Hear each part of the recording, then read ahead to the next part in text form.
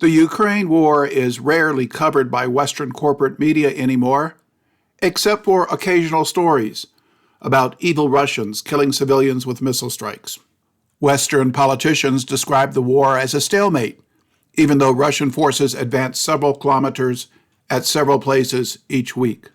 Russian forces recently captured 4 small cities and have nearly surrounded 4 more.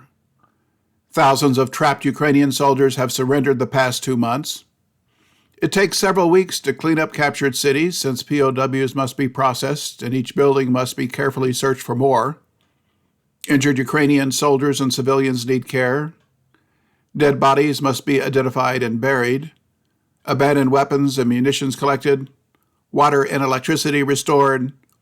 And highways and rail lines repaired. Once complete, the Russians will continue pushing west to see if Ukraine managed to assemble enough new forces to defend the long front line. This war began after a 2014 CIA coup in Kyiv.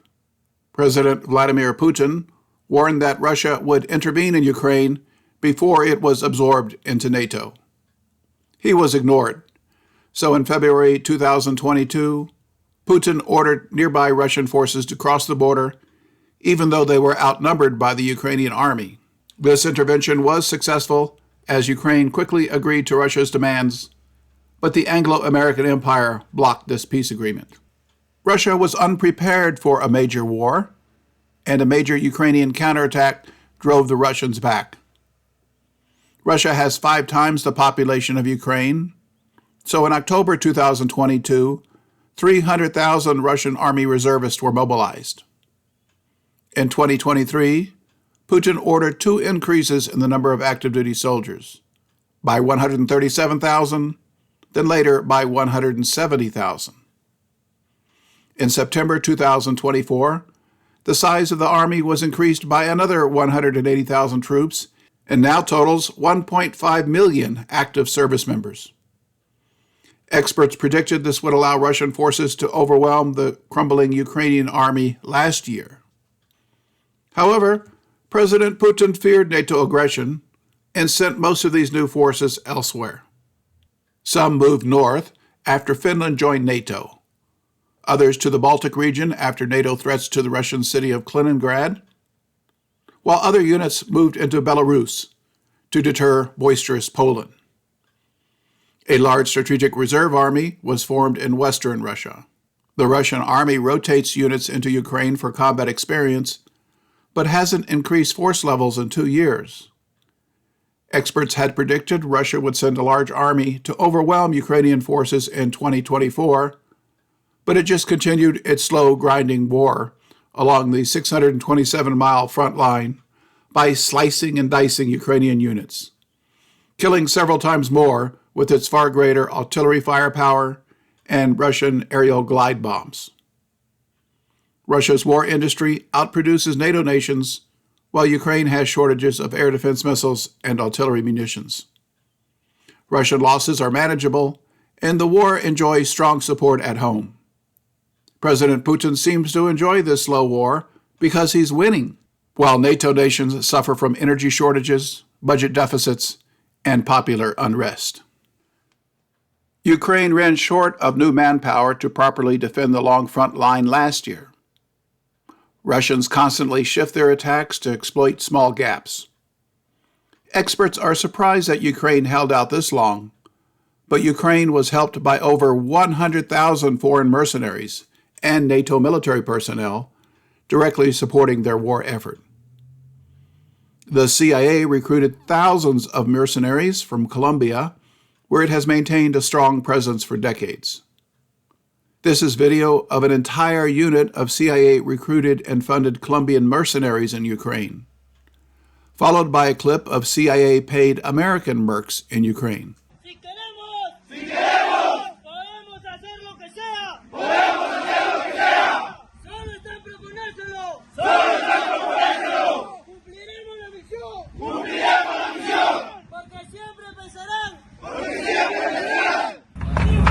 day in paradise.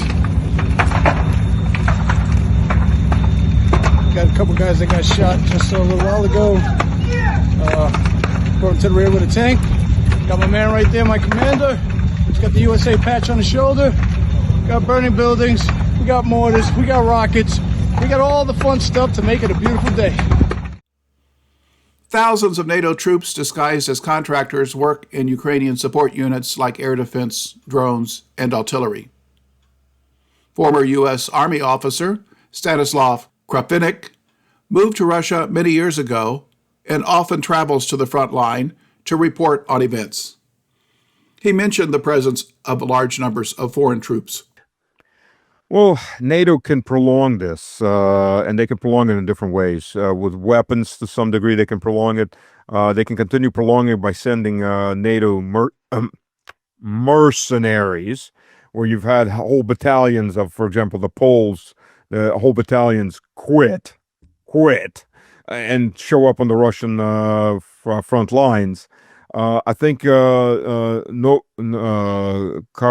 Novorisk, the new president, Poland has been stepping away from that very quickly, and now they're arguing with the Banderites over Bandera, as a matter of fact, because I think when he came into power, he saw that there's been around 10,000 Poles killed in the fighting as combat soldiers. I think that gave him a very big wake-up call, something that Duda was hiding as much as possible. Duda was out to create Rzecz Pospolita, which is the Polish Empire. He was for the Third Polish Empire. There's lots of other NATO. I mean, I've been on areas on the front line as early as the 24th of December in 2022, where on the other side there were no Ukrainians. It was all Poles. But this is not known in the West, and I have no way of checking whether what you're saying is true or not. Like, what are the indications that we have that this is actually going on? Well, Russia actually, after Kursk, Russia published names and told and identified mercenaries where they could, because you got to remember the Ukrainian side lost over 70,000 dead and missing. Well, if they're missing, you just count them dead for the most part.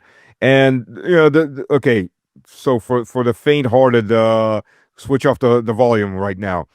A lot of those dead that are littered all over the forests of southeastern or southwestern Kursk, and that's only 10% of the actual Kursk province. That's all they grabbed, was about 10%.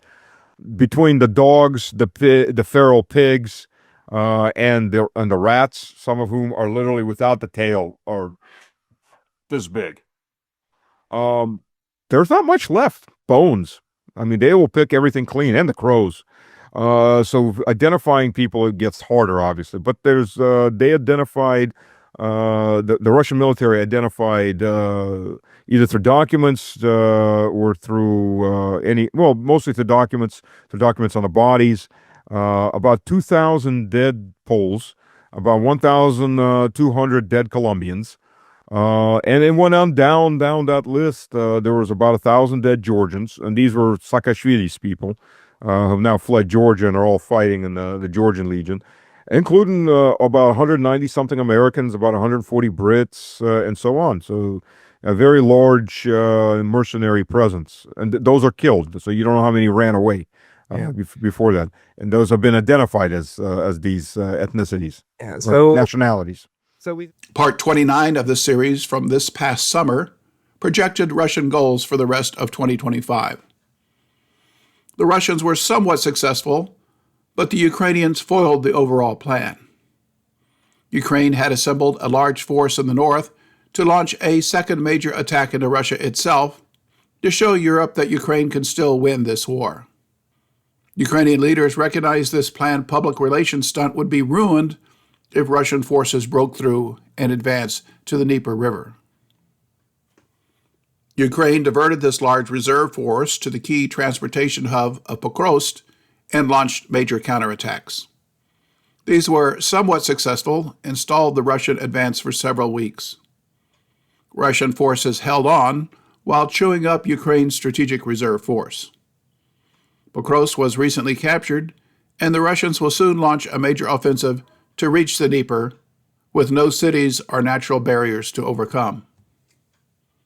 In the south, The Ukrainians recognized the threat mentioned in Part 29 and withdrew most forces in southeastern Ukraine to block Russian offenses towards Zaporizhia.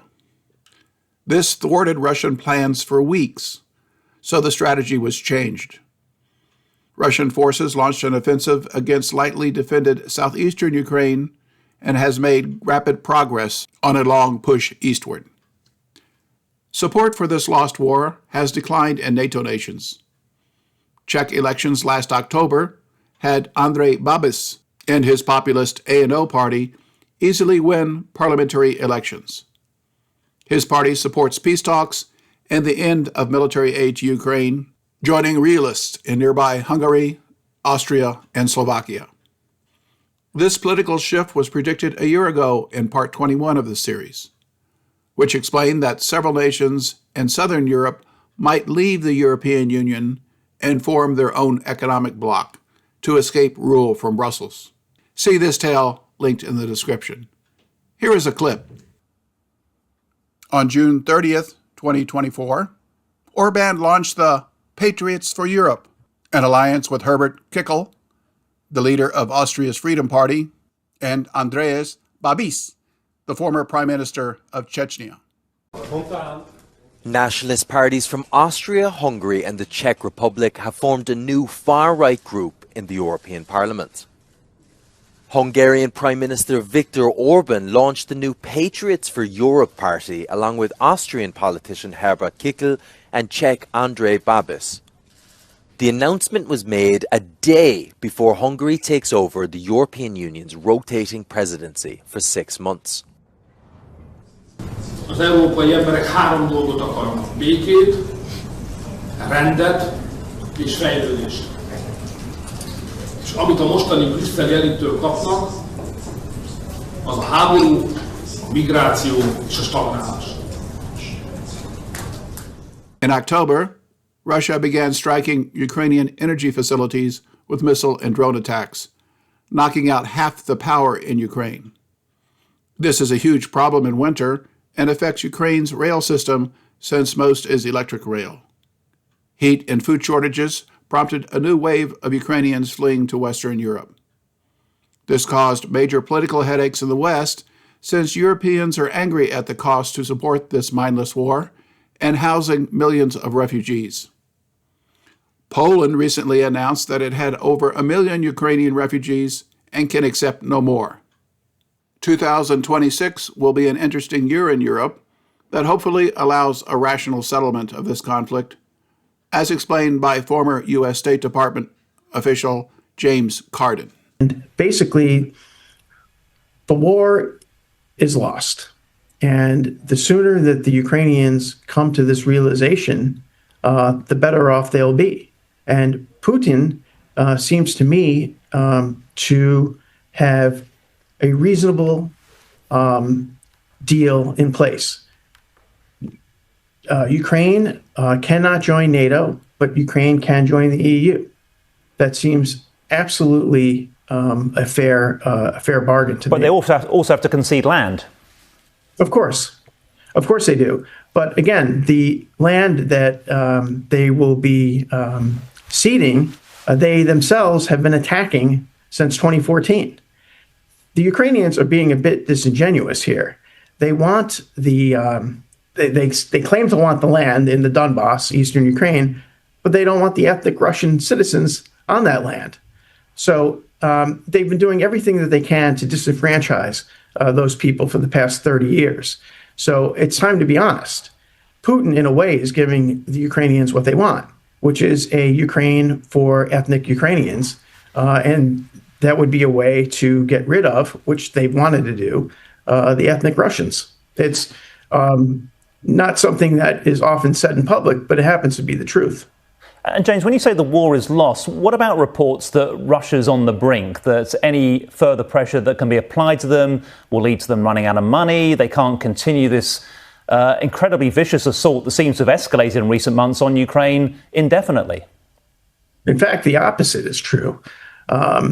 My sources tell me that the ratio of Ukrainian to Russian dead is 36 to 1.